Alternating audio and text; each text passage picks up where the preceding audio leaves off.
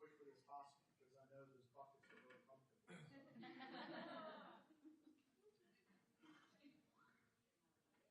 know, exactly. Do I hear a motion to come out of closed session? I move we come out of closed session. Is there a second? Second. I'll take a vote. All in favor, say aye. Aye. Aye. Ms. McBeath, would you please read the certification of the closed session? Yes, Mr. Mead. Whereas the New Kent County School Board has convened a closed meeting on this date pursuant to an affirmative recorded vote and in accordance with the provisions of the Virginia Freedom of Information Act, and whereas Section 2.2-3711 of the Code of Virginia requires a certification by the New Kent County School Board that such closed meeting was conducted in conformity with Virginia law. Now therefore be it resolved that the New Kent County School Board hereby certifies that to the best of each member's knowledge, 1, only public business matters lawfully exempted from open meeting requirement by Virginia law were discussed in closed meeting to which this certification resolution applies, and 2, only such public business matters as were identified in the motion convening the closed meeting were heard, discussed, or considered by the New Kent County School Board. Do I hear a motion to approve the certification of the closed session? I move that we approve the certification of the closed session. Is there a second? Second. All in favor, say aye. Aye. Certification is approved. Well, welcome everyone. We are happy that you're here this evening to join us for our November school board meeting. Before we get started, Dr. Nichols has a statement to read. Absolutely. So I want to make this statement on behalf of Ms. Daskill. She's very sorry she couldn't be in person tonight. When this meeting got moved, it was moved to the exact date and time that she'll be taking her midterm MBA finance class exam. So I wish her well right now, and I'm glad I'm not doing it. She can't make it up, but she looks forward to being with us next month in December. So thank you for your understanding. So thanks, Mr. Mead. Thank you, Dr. Nichols. If you would please rise as we do the Pledge of Allegiance.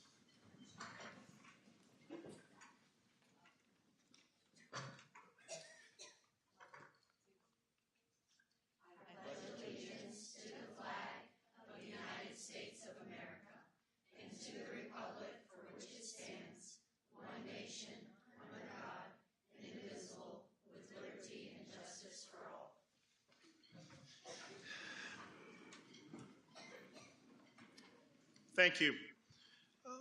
Our first item on the agenda for presentations and recognitions is a school spotlight with Quinton Elementary School. So we are privileged to have the Mrs. Lopez drumming students. Is that correct? Take it away. I see your right attention.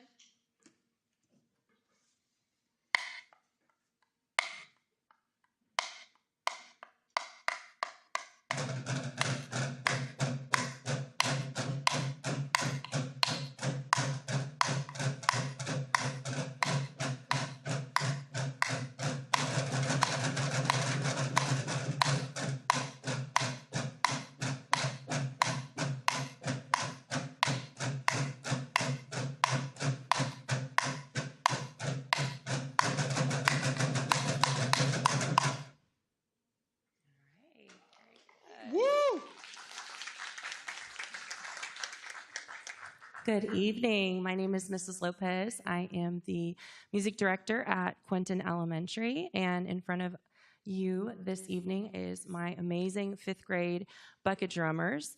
Some of them have only been in bucket drumming for a few classes, so they just started this year. If you just started this year, raise your hand. All right, yeah, give them a big clap.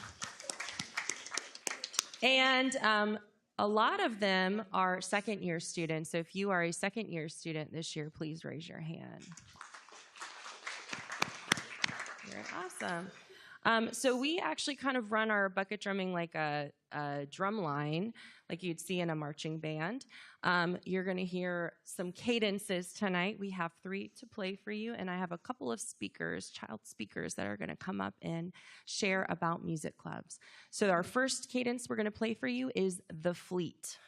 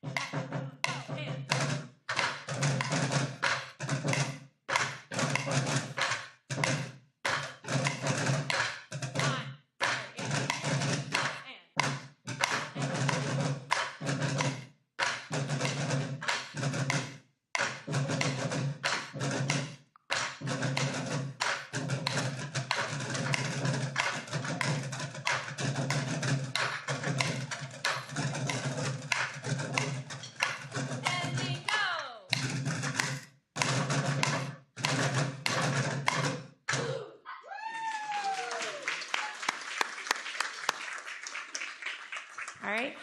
Before Charlotte comes up here to speak, I wanted to recognize Carter, who did our first solo. So we had Carter and Charles.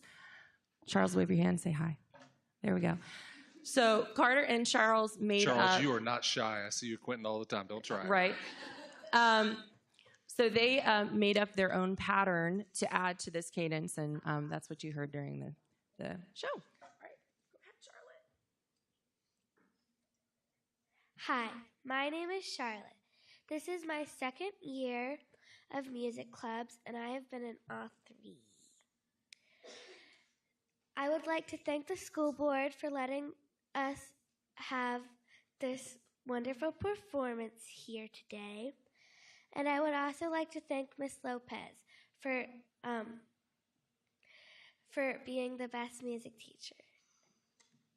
Thank you.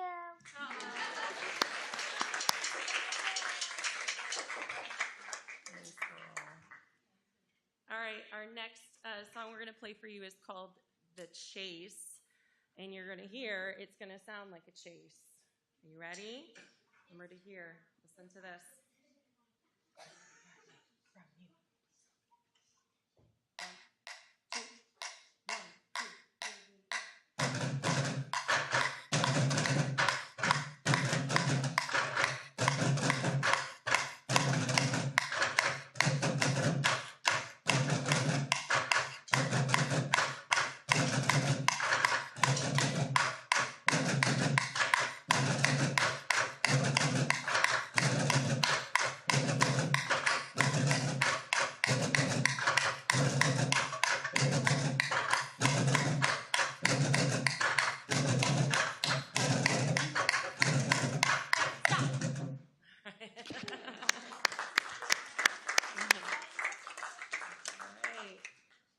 Next speaker is Carter. Hello, everyone. My name is Carter, and this is my second year of music clubs. I'm also in the guitar club, which wasn't here because of space limitations.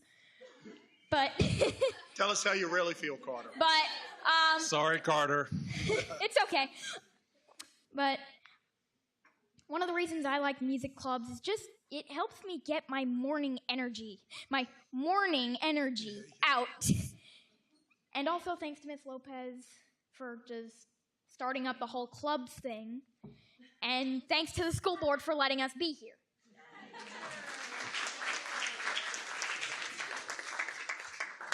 Carter, we'll invite the guitar club back by themselves, maybe at some. Are you sure? Okay. All right. Hi, my name is Callie, and I'm in all clubs this year. And I think my favorite part is when you perform and you talk in front of people, it kind of gets you to get used to not getting scared or nervous. And I would also like to give a big shout out to Ms. Lopez for letting me be in the clubs, and thank the school board for letting us perform here. All right, you guys ready?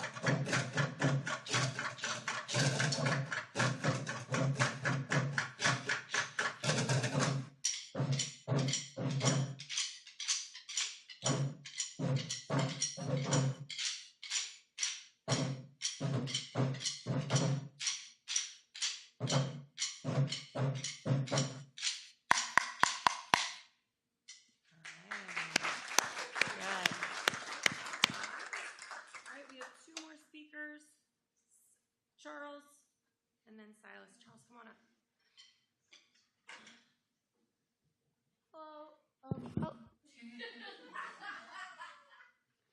Hello, my name is Charles, Cheesy Charles, whatever.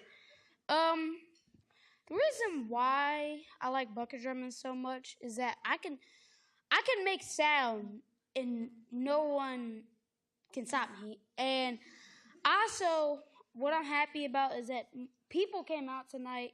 The people that came out, I really want to thank them just for coming out to watch us. And so thank you to Miss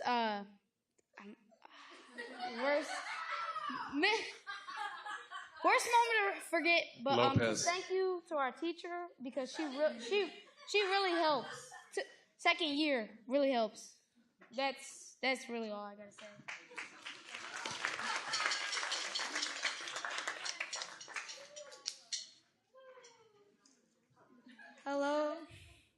Hello, my name is Silas, and this is my second year of music club, and I've been in bucket drums for both of them. What I really like about bucket drums, I get to play with friends and play with them about like stuff I can't play with like in class. And I want to thank my mom and dad for bringing me out today.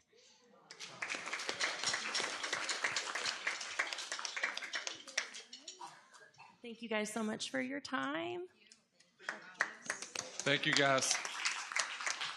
So Dr. Nichols and Mr. Hockman, do you think it's possible that we could arrange for the bucket drums to do a halftime performance at a high school basketball game, a varsity basketball game? I think. Okay, bucket drums, are you in? Where's my friend Carter? We have enough space for the guitar club too at the basketball game. So, So we'll work with Ms. Lopez and Quentin. If you guys are game, we'll make it happen. Mr. Mead, I love that idea. I've seen Guitar Club and Bucket Drums at the same time. It is a concert. So we'll make it happen. I love it. Right. Thank you so much, Ms. Lopez, and your hard work.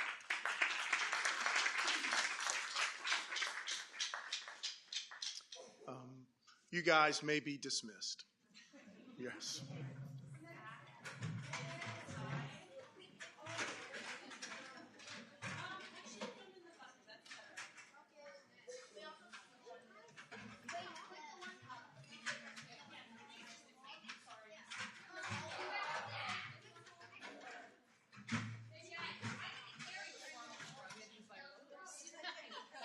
Yeah, it's a good Lowe's commercial, isn't it?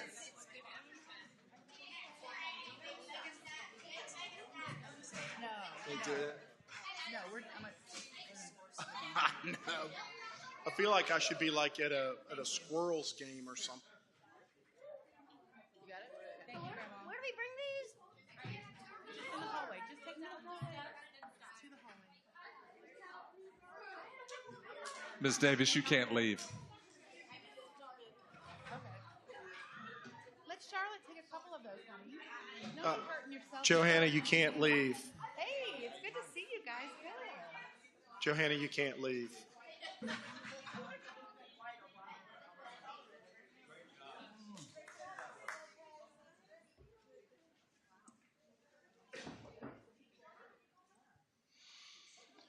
What a great way to start the meeting there. So now that we've got our energy out, we can move forward. Mr. Miller is going to do the presentation on the recognition of family engagement in schools. I'm so glad I don't have to follow Bucket Drums. All right, so members of the board, Dr. Nichols, it's my pleasure to basically go over several of the recognitions that we have going on this month and bring those to your attention. So the first one is Family Engagement Month, and we have a couple things that have gone over the last month, parent-teacher conferences. We've sort of spread those out now. We used to have a sort of an event day, but now it's more spread out over the month of October, November, but then we did still have a number of them actually occur on Election Day.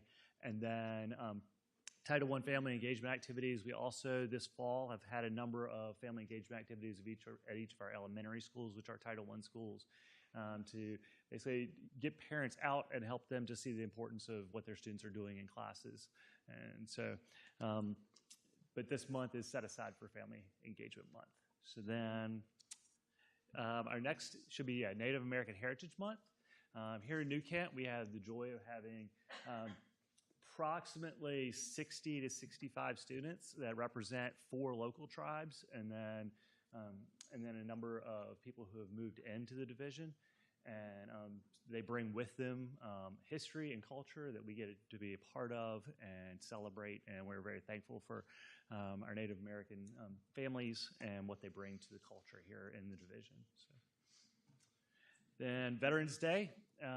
If you didn't have a chance over the last week, we've had several big performances and recognitions at our schools at every level for Veterans Day, and those were really good memorial sessions for all the veterans that we have in New Kent. We do have quite a few, and with bases on sort of not in New Kent, but all around us, and so we have a lot of families who represent veterans, and so we're very thankful for all that they've done and glad to represent that for our students to see and see the impact that those veterans have had on our community. There's a really cool picture on social media, but New Kent Charles City Chronicle as well. The middle school is by far an epic Veterans Day performance, and this year was even more spectacular. The guest speaker was Lori Hill, 5th grade teacher, who is incredible. Helicopter pilot, Purple Heart, you name it. She can handle 5th graders, no problem. But they took a picture of all the veterans that were in attendance, and it was well over 100 veterans. It was absolutely beautiful. So people often ask why we're in school for Veterans Day, because we do big things like that and celebrate and honor our veterans. And New Kent Elementary, on the same day, pretty much the same time, they had one performance for students and one performance for the parents who came later in the day, which was a great opportunity. And then Quentin had a celebration as well. And I think George Watkins has tomorrow night Yes. is their patriotic performance, so they'll be singing at George Watkins as well. And then lastly, but not least, American Education Week is November 13th through the 17th, and there's an opportunity to celebrate educators across America. And we're very thankful for all of our teachers and all of our staff members and everything they do to impact the lives of our students. So, thank you. Thank you, Mr. Miller.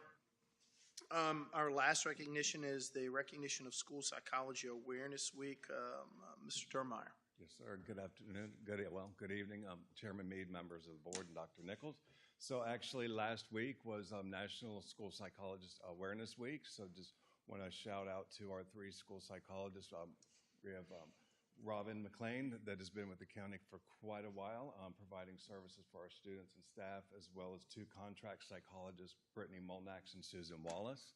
And would also like to take this opportunity to ask anybody out there that may have just completed a school psych degree or school psych program and are eligible for licensure to please apply, and or if you're an existing school psychologist would like to join Team New Kent, please do, because we are hiring. We have 1 vacant position, and those are very hard positions to fill. So, thank you. Thank you, Mr. Dermeyer. Now to our public hearing on our ESSER 3 funding. We had no one that signed up for that public hearing. Okay, we can move on to the consent agenda. Board members, by now you had the opportunity to review the items that are listed on the consent agenda, including bills and payrolls, monthly financials, and the superintendent's recommendation regarding personnel and student matters. Do I hear a motion to approve the consent agenda as presented? I move we approve the consent agenda as presented. Do I have a second? I second. Is there any discussion? If there's no discussion, then we'll vote. All in favor, say aye. Aye. This consent agenda is approved. We have the new business that we will address.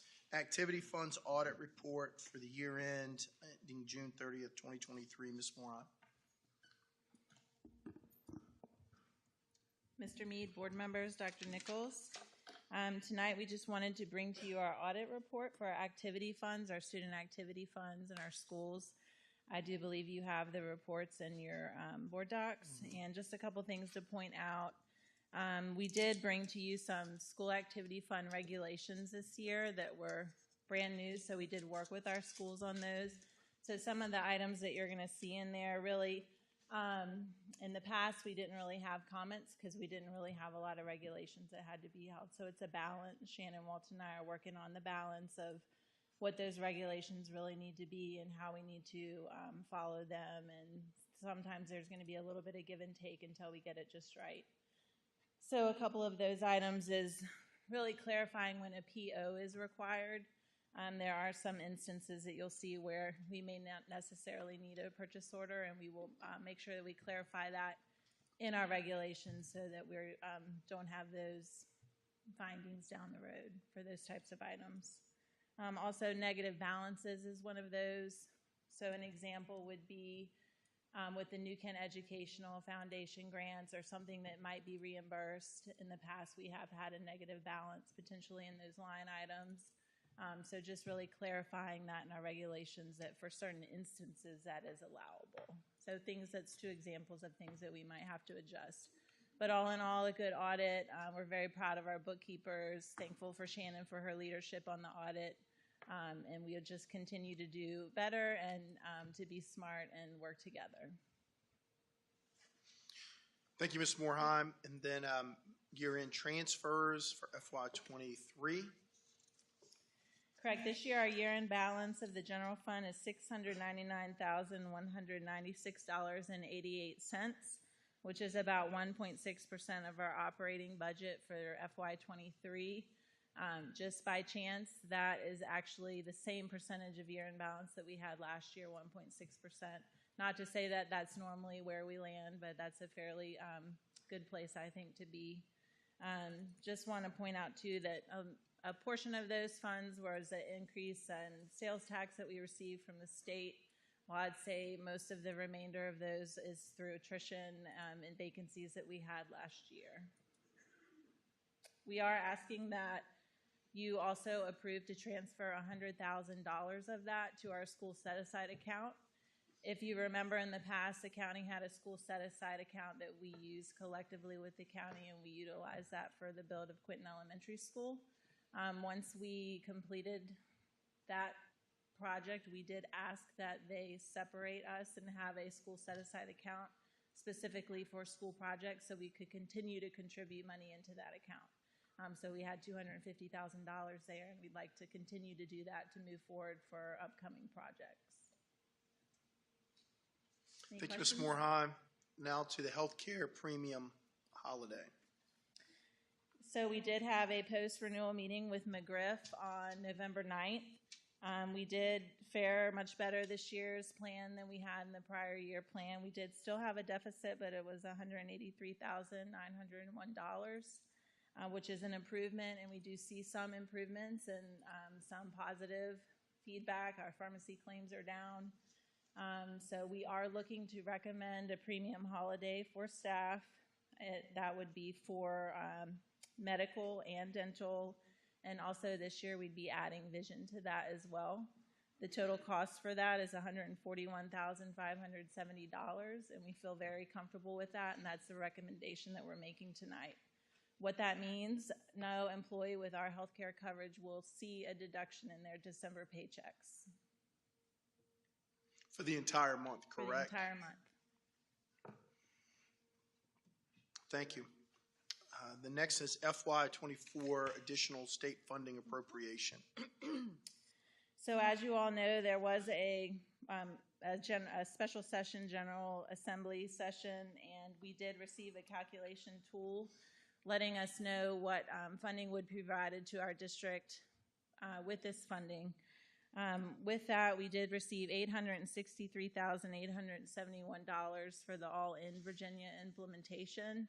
Mr. Miller will be bringing that to you at our next meeting, I believe. Absolutely. And board members, just a reminder, the all-in piece is attendance. Portion of that money goes, it's one-time money. So a portion goes for attendance, a portion goes to literacy, and another portion goes to learning loss. That's the ALL. But Mr. Miller is going to bring you an in-depth presentation in December about what we're doing with that all-in plan. So we are all in, and we've already are underway. So. Just to note that this is one-time funding. This is not funding that we'll see in next year's budget additionally, but we are able to carry it forward for 2 years. So we do have a plan, and that is published on BDO's website and has been approved. And so we will track that this year and then most likely come to you for additional appropriation next year to carry forward whatever balance is remaining at the end of the year. Additionally, we received $205,386 additionally for the support cap and also for a 2% raise mid-year or effective in January. We are proposing that we provide that 2% raise to our employees effective in their January paychecks.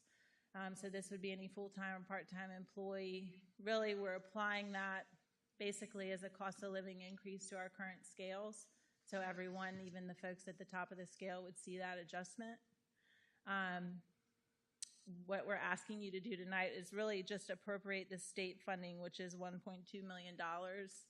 And because there is a local match that's required for the 2%, kind of behind the scenes, that's just a shift that we're doing for our current local funding and the state funding that we're receiving. I would just point out that 2% increase effective in January is kind of like a 1% increase annually.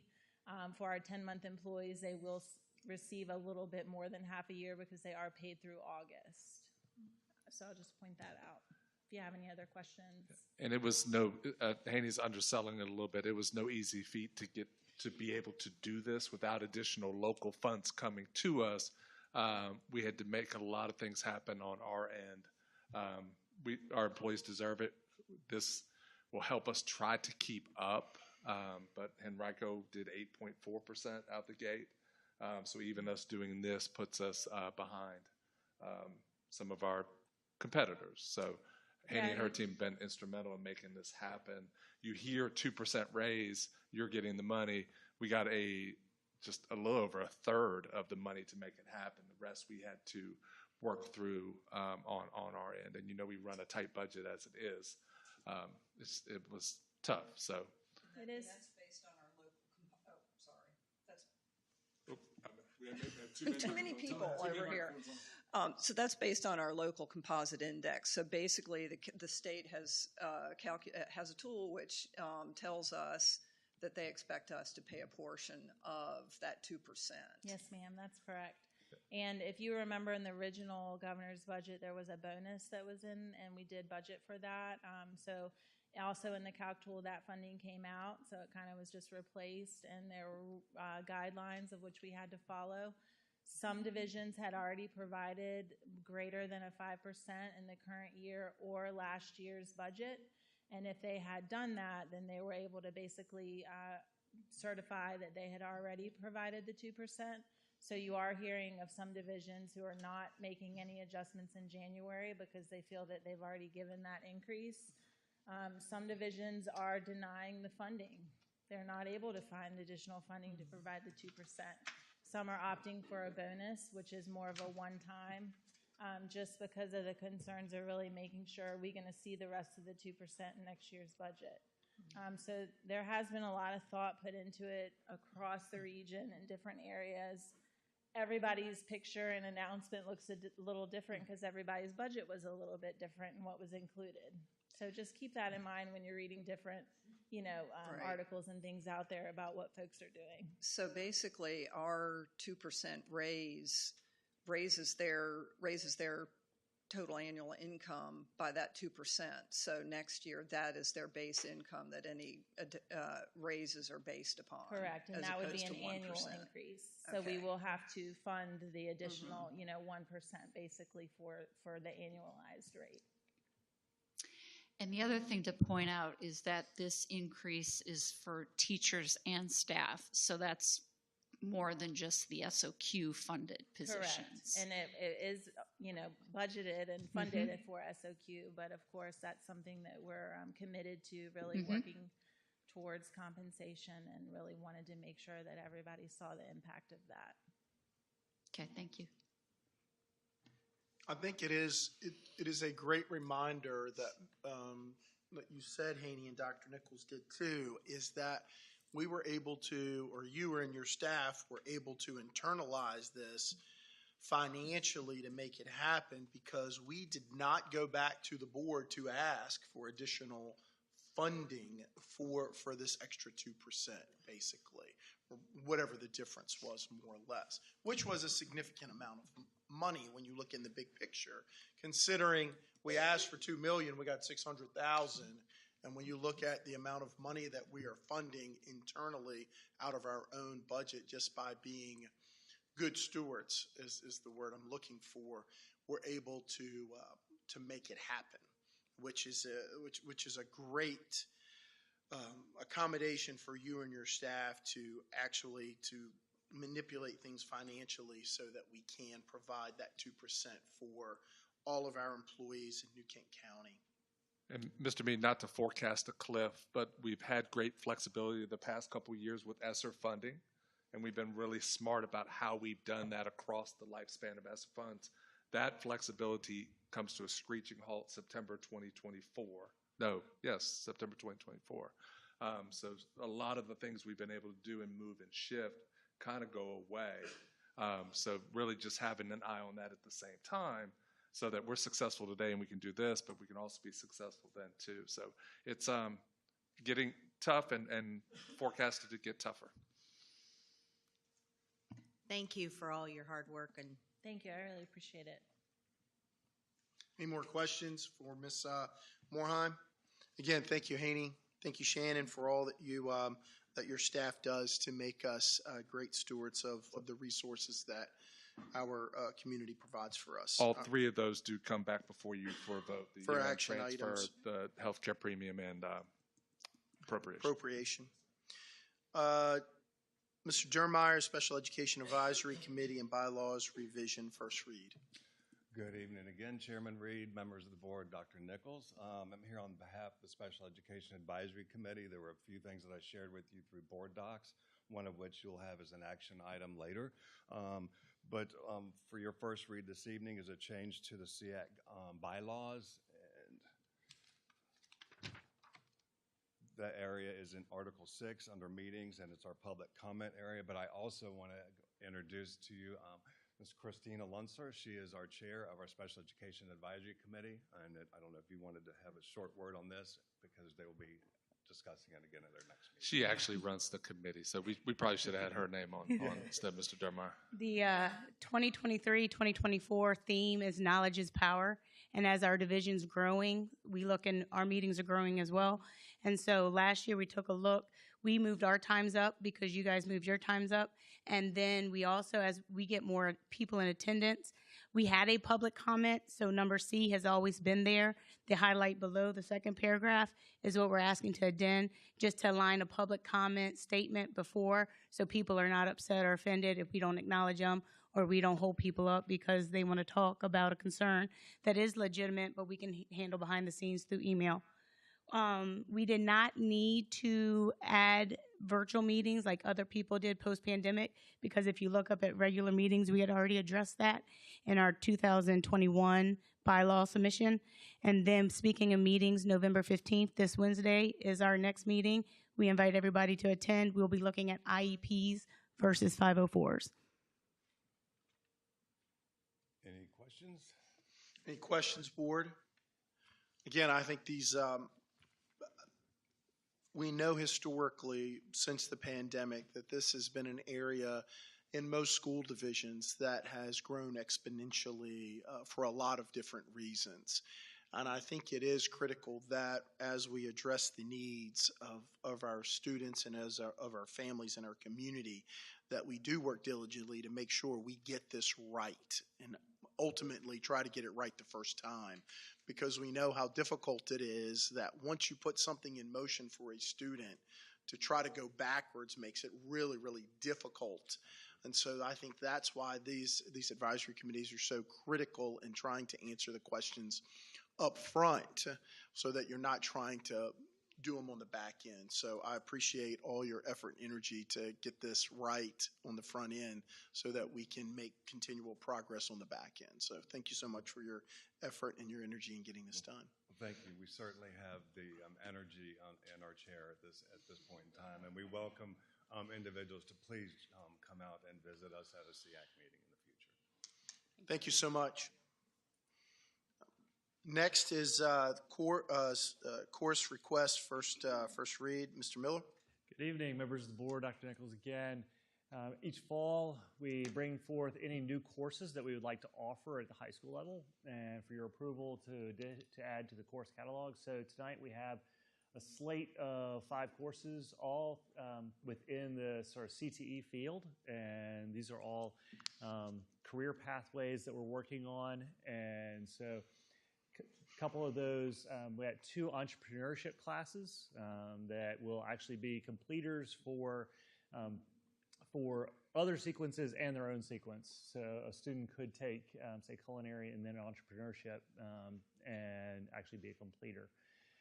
Then we have a few that are more in the digital technologies field with digital, digital electronics and then graphic communication systems. And both these have to do with circuitry as well as digital displays and then crafting those. And then lastly, branch into another area with forestry. And as we continue to expand our horticulture department, that is a significant addition, especially just with all the forestry stuff we have going on around New Kent. So. Thank you so much, Mr. Miller. And from what I understand, Dr. Nichols, is that we're able to do this internally, correct? For the most part, we believe we can do it internally. Correct me if I'm wrong, Mr. Miller. The forestry piece, because of the enrollment in horticulture, we'll have to look at that as potentially an expansion or not. What this would allow us to do, pending approval, is to put this as part of the course catalog for students to select, and all of this comes out to whether kids choose it or not, and we have enough to do it. I do want to add that something's not on here, but Ms. Barber asks almost every time we do course stuff, so we believe we'll have teachers for tomorrow, at least a section up for next year. That doesn't have to come before you because it's already in the catalog. So most of this is done internally. So excited about entrepreneurship and advanced entrepreneurship, and just kind of expanding those pathways. And I think I asked this previously, what would be the enrollment required approximately for each of these classes? Because I think this is the first time we've seen this many. Am I? Right. That's a lot. It's amazing. Yeah, so year one, we don't anticipate it being as high as other courses, but we would still want approximately 15 students at least to start, and then grow from there. But yeah, as Dr. Nichols said, all of these are based on sort of student selection, how many students sign up, and whether or not the course would make. But we do have staff that can do all of these, but because of the enrollment in horticulture is the only reason why we would need additional staff. So. And board members, there could be, every year, there are courses that don't make. So it's really important. Our teachers do a great job of selling their courses. So if somebody steps in to do advanced entrepreneurship, they're probably not doing a course that may no longer be relevant or interesting to kids. So, I could see the potential for especially the entrepreneurship as a good segue for bridging communities. I could see a great deal of students who are gaining knowledge in a trade or something of that nature to have the foundation of taking those classes. And that, it may be worth a conversation with Dr. Ellis to say a great recommendation for you would be to, and it may help mirror some of that enrollment things that they had not considered whenever they get a trade. So that might be a good opportunity to grow that process. Even when you look at forestry and you look at small engine repair, everyone who's in that field would go into that role at some point. So I think there's some great overlap that could happen. So good point. Thank you. Great opportunity for our students in the future. Yeah, and this is first read tonight, and then for approval next month. So between them, if you have any questions on any courses. And so the curriculum already exists through the Department of Education for these courses, or? So we already have a syllabus built for every single one of these courses, and we would be working on developing what does all the curriculum look like. But we do, the state does have for every single one of these courses standards that would go along with it through the CTE field. Okay, thank you. Great. Yeah. Any other questions, board? Thank you, Mr. Miller. Thank you. Next item is the FY 24-25 calendar presentation. First read, Mr. Hockman.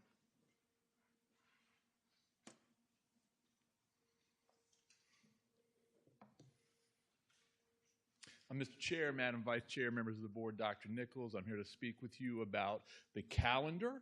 What we did is we formed a calendar committee. From each school, we had an administrator, we had a teacher, we had a paraprofessional, we had a parent, and we also had members of the central office staff. We met several times. Our first meeting was on October 17th. We met again on November 6th.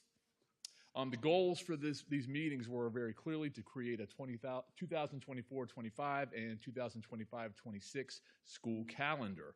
Some of the considerations that we brought before the committee were 7 teacher work days at the beginning of the school year for PD, obviously a pre-Labor Day start, 180 instructional hours, 990 instructional hours, 180 instructional days, 990 instructional hours, and 140 clock hours per high school course. 200 teacher contract days. We wanted to include 2 asynchronous learning days that we had this year, week-long versus a 3-day Thanksgiving break, 2-week winter break, 1-week spring break, a holiday on Monday after Easter, and the last day of school hopefully being on Thursday, June 5th. So those were some of the considerations that the committee looked at. I want to give you a reminder that last year you had already approved that for the 2024-25 school year, we would be 1 week early, and then in 25-26, we would start 2 weeks prior to Labor Day. So that had already been decided as we were looking to create this calendar. If we go into the August, you will see that new teachers would report on the 12th. Lead teachers would report on Wednesday the 14th. All teachers would come back on the 15th. We would have paraprofessionals reporting on the 19th and 20th. The first day of school for the students would be the 26th. So that is your 1 week early start date. It is required by law, if we're going to start pre-Labor Day, that we do have to take off the Friday and the Monday for Labor Day weekend. So that is shown here for the 30th and also on September 2nd. Moving into October, the first of the 2 asynchronous learning days would be on the 14th. Into November, you have the 5th as Election Day, and the committee, after some great debate, determined that they would like to have the full week for Thanksgiving. So that is shown there, the 25th through the 29th. Moving into December, as always, we had 2 weeks for winter break. And coming out into January, we were off on the 20th for Martin Luther King Jr. Day. On the 22nd and 23rd, which brings about the end of the first semester, would be early release days for everyone. And also the 24th would be a teacher work day. So, Mr. Hockman, just to point out, so this December, the 15th is our last day for students. That is correct, Dr. Nichols, the 15th. The 15th. This year, 2023. This year, where the 15th is our last day, and next year it'll be a little bit later. It pushes into just a little bit later. Adjust your holiday calendars accordingly. It's important we know that date. So, yeah.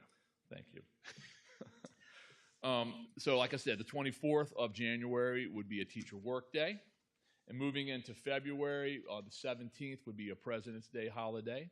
In March, on the 10th, you'd have the second of the 2 asynchronous days. And then on the 31st of March, that would begin your spring break, which is 1 week. It seems a little early, but it does align with what all the other regional divisions are doing. And if you'll recall, that's sort of why we moved to early start. We wanted to align with what was going on in the other divisions. So that does align there with the earlier spring break. Moving into May, the 26th is Memorial Day. And then into June, we are able to have the last day of school be on the 5th, the 4th and 5th being early release days, and then the 6th, which would be a teacher work day to close out the school year. If you look at the next year, the 25-26 school year, it comes back almost the same, except we start a week earlier and we get out a week earlier. All the other things were pretty much identical. Some of the highlights, obviously, are the 1 week for Thanksgiving. What we found is that teachers really enjoy having the 1 week for Thanksgiving, as does Dr. Nichols. He made that very clear. And also, I worked that way. And I think it will be very good for regional programs. That was something that everybody came back with. It really does align. It's really good for our students and families. So that part of it was very good as well. And there were a million drafts of these calendars, just putting all the pieces together, and quite a bit of back and forth. And one of the things was, if you're going to start a week earlier, you need to get out a week earlier. And some of them didn't have that because of requirements. And so this meets all the requirements that we have to meet by the Virginia Department of Education, and gives us a little bit of flexibility pending weather, which I hope we don't have in 24, 25. So we'd still have flex days for weather then? We would have built into we would have these? time built in for weather, somewhat similar to what we have right now. Okay. We'll see how that goes. Yeah. I think it's a little leaner, but we still have enough days. Yeah. Which is, and I think that the advantage is to that, honestly, it gives you a lot more flexibility that in December, if you have 7 days built in, it's a whole lot easier to tell the families at the exam time that, hey, instead of having off just Memorial Day, you can have off the Friday before, because we haven't used any of the days. And you give them that far in advance notice, then at least they can plan for that like we did last year. And I think there's some great wisdom in that, because, again, it shows that we're forward thinking and we never get bad weather anymore. Man, y'all just need to be optimists. Come on. Jeez. Put the snowplows on the buses.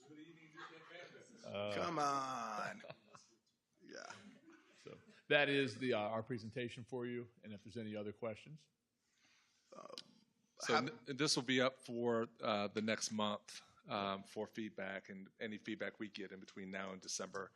One of the priorities was to do this in December, so families had even more notice that this was going to happen. Let's just do one for 5 years. Let's just get it done. Yeah, we wanted, and some of the complaints we had heard is with changing the start date, obviously we want to give families an opportunity to secure vacation plans, and doing it a little bit earlier does allow for that. Yeah. How about you, Dr. Nichols? Yeah. Well, it's taken all 4 years to get the calendar adjusted. How about Dr. Nichols, the FY 23-24 school calendar change? Absolutely. Speaking of calendars, I'm excited about 25-26 because it will line up with the rest of the region and the rest of our counterparts. Right now is one of the only post-Labor Day school divisions. We've run into a bit of an issue when it comes to graduation. So we've graduated at the Siegel Center for the past however many number of years. And when we went to work with the Siegel Center again, we no longer line up with our partners that we share the Siegel Center with. As a small school division, we go in with Henrico, Chesterfield, other places to sort of defray the cost with that. Well, they all graduate before Memorial Day now. So that was not an option.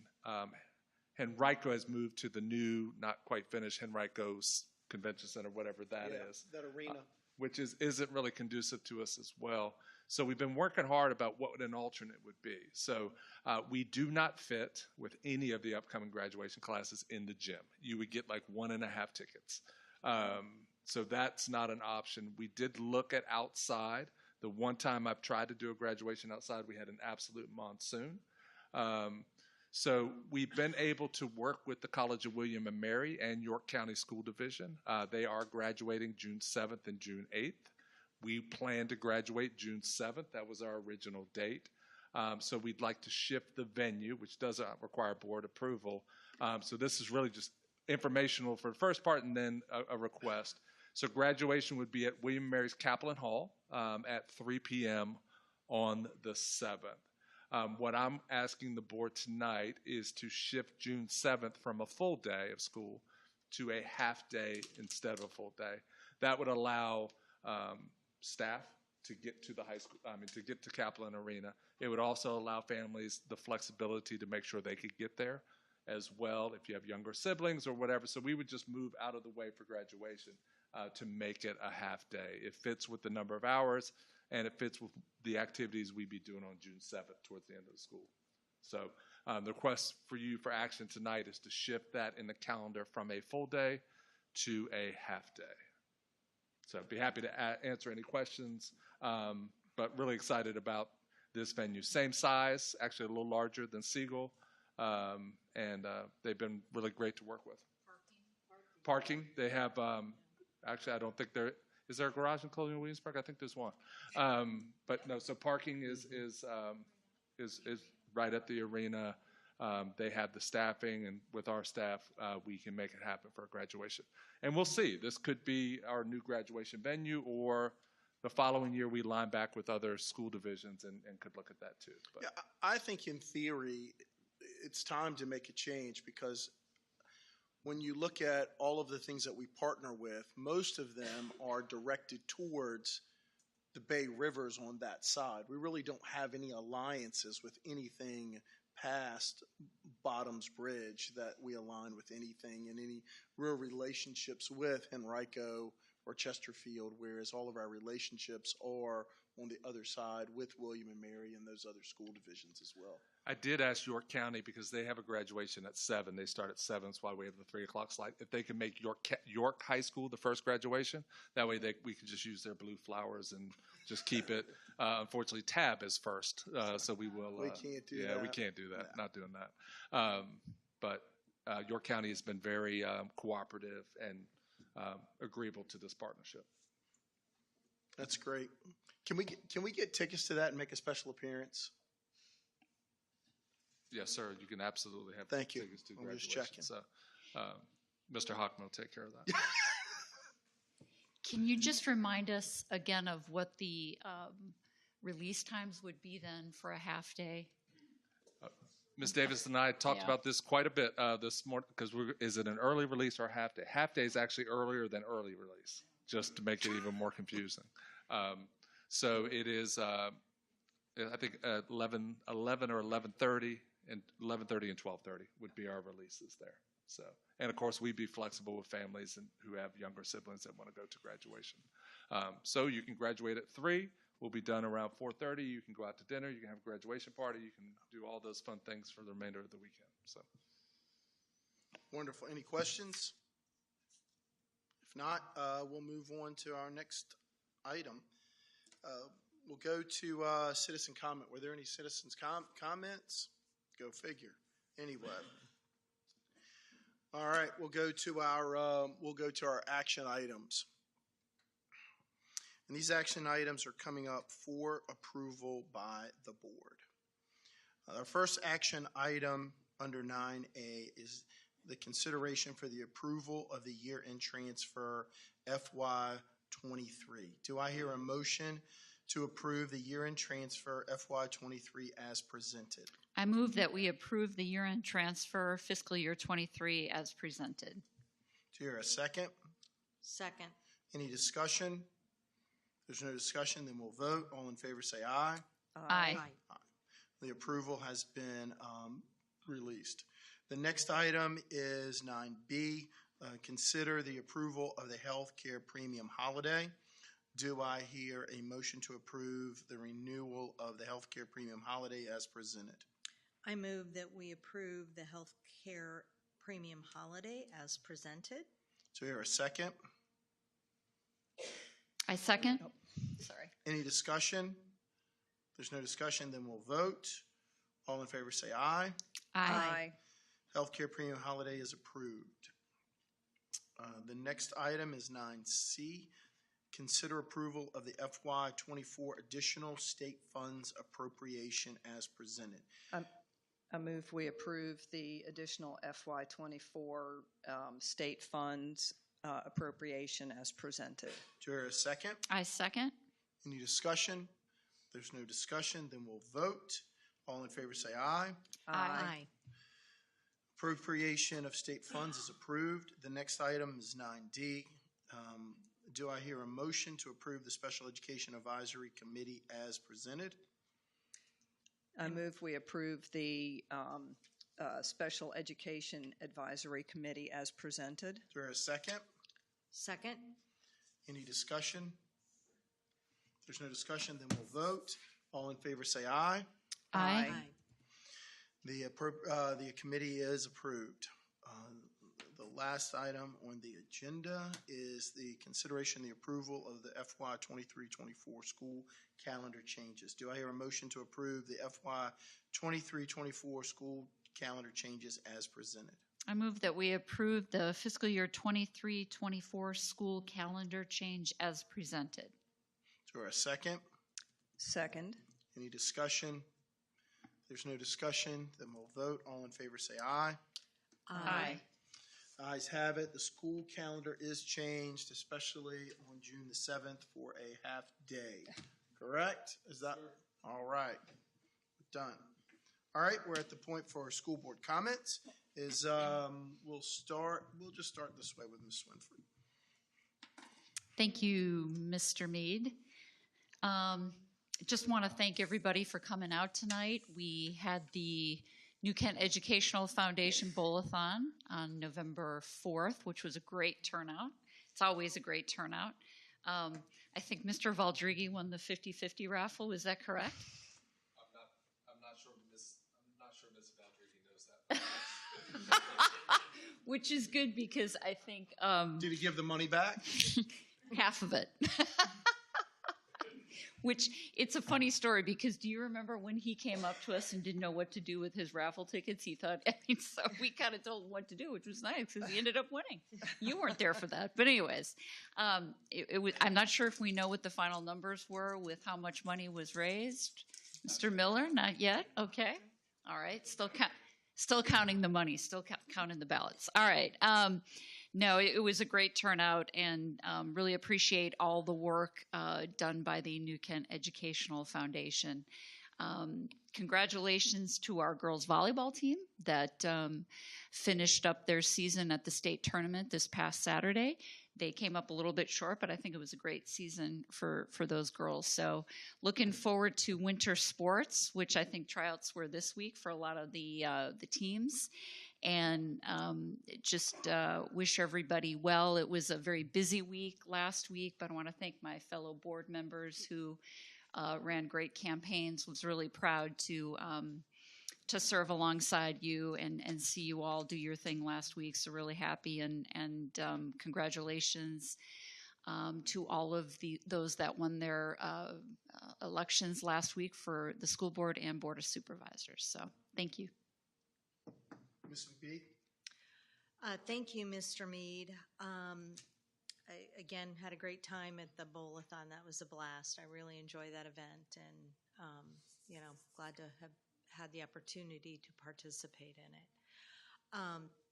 I'd like to thank my family, my friends, my supporters for all your help for my campaign, especially Ms. Swinford, who came out and worked the booth with me. It was definitely a real treat. Want to wish the winners congratulations for the school board winners, and of course our board of supervisors, and wish them congratulations in keeping our board moving forward and our community moving forward. So thank you very much. Thank you, Ms. McBee. Ms. Barber? Thank you, Mr. Mead. Whatever, just call me whatever. Mr. What's your name? I also would, the Bowl-a-thon was great. I look forward to doing that again in years to come. And I want to thank all of my supporters, and especially my husband, who really stepped up and helped support me during the election season. And I've really enjoyed being part of the team with the folks sitting here at the dais. The Board of Elections is probably momentarily certifying the votes somewhere this evening by 7 o'clock. So it's likely that tonight will be my last night in-person school board meeting. Next month I will be attending remotely due to a professional conference that I'll be attending. It's been one of my greatest honors to serve the New Kent students, families, and teachers. Over the last 12 years, I've been part of 3 distinct school boards, and we've consistently worked together to advance learning in New Kent. We hired 2 superintendents to manage the day-to-day operations and educational goals of our school division. We built a strong administrative and educational team that extends into each of our school buildings.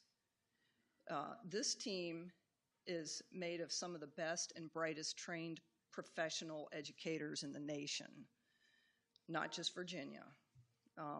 We have enabled student voice and choice in educational planning and classroom experiences.